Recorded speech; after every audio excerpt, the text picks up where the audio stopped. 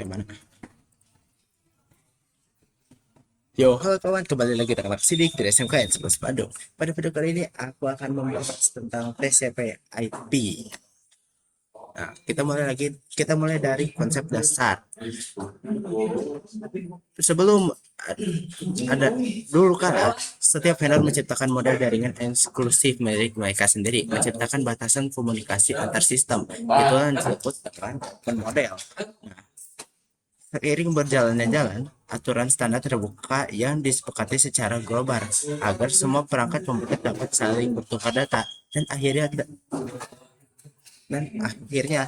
eh, terciptalah era open network model. Nah, sekarang kita masuk ke pembahasan setiap layer. TCP/IP memiliki 4 layer. Nah, network access layer, internet layer, transport layer, dan application layer. Itu adalah model awal dokumen standar jaringan. Namun sekarang ada 5 layer yang digunakan dalam dunia kerja dan sertifikasi seperti NTCNA, yaitu physical layer, data link layer, networking layer, transport layer, dan application layer. Oke, kita coba bahas ini satu-satu. Kita mulai dari physical layer. Fungsi utamanya adalah mendefinisikan sarana fisik seperti sinyal listrik dan pengkabelan untuk mentransmisikan data dalam bentuk digit digital murni antar perangkat jaringan. Yang kedua ada data link layer, yaitu fungsinya adalah memberikan identitas fisik yang unik di setiap network interface card atau NIC perangkat. Nah, fungsi yang kedua adalah sebagai frame check sequence atau FCS, mekanisme error detection pada data link layer dengan menambahkan trailer di akhir frame data. Lanjut yang ketiga, kita lanjut ke layer network layer. Nah, fungsinya dia punya 2 fitur, yaitu memberikan pengalaman logik unik agar perangkat dapat saling berkomunikasi antar jaringan yang berbeda serta bekerja layaknya kantor pos untuk menentukan dan menganalisis rute terbaik atau tercepat bagi paket data melintas router di seluruh dunia. Lalu ada transport layer, fungsi utamanya adalah untuk menyajikan layanan atau transfer data ke application layer serta mengelola komunikasi end-to-end antar host.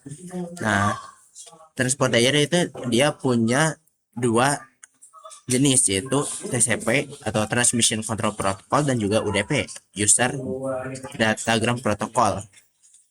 Nah, bedanya TCP itu memiliki fitur pengerjaan ulang data jika rusak atau hilang, sedangkan UDP dia tidak punya mekanisme seperti itu dan lebih overhead untuk mengecek ulang error ya atau error recovery. Dan terakhir ada application layer.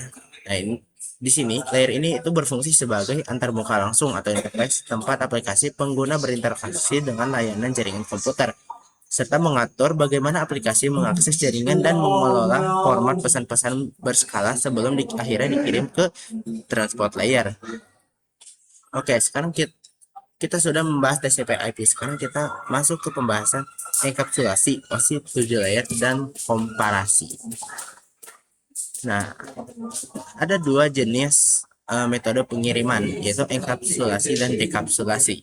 Enkapsulasi itu seperti sisi pengirim, yaitu proses yang membungkus data dengan header atau trailer tambahan secara bertahap dari layer atas ke layer bawah.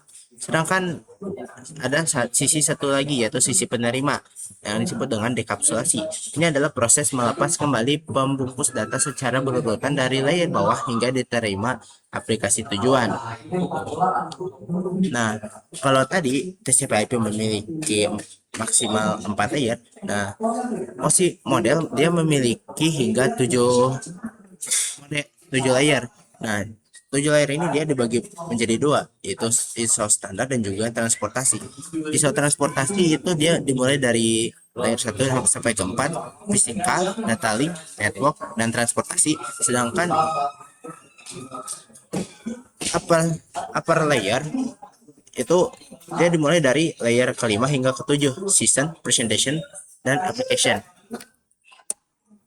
Baik, segitu saja materi hari ini. Sampai jumpa di video berikutnya. Bye bye. Kamu